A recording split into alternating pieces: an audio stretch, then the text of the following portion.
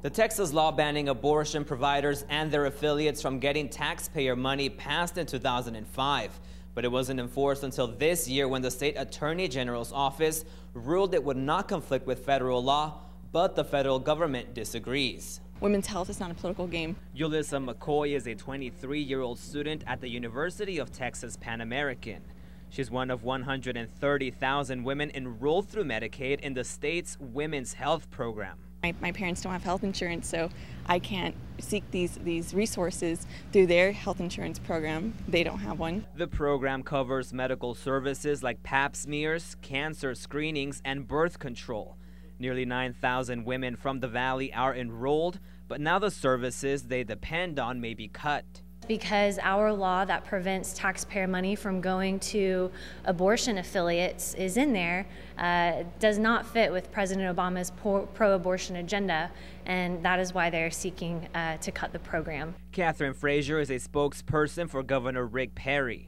Under state law, Planned Parenthood and other groups affiliated to abortion providers will not be eligible to participate in the women's health program.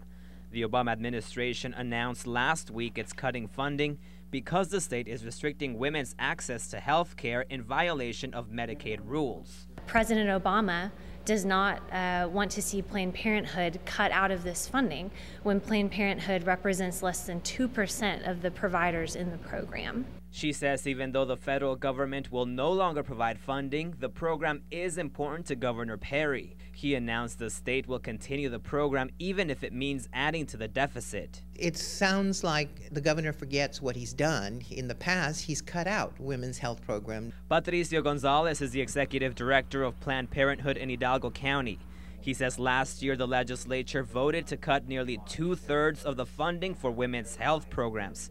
He wonders where Perry will come up with the money. It's physically irresponsible to reject the federal government's $39 million payoff of this program, especially when the state is facing a budget that's in the red. And Governor Perry is going to continue working with lawmakers. But Frazier says they will not violate laws to appease the Obama administration.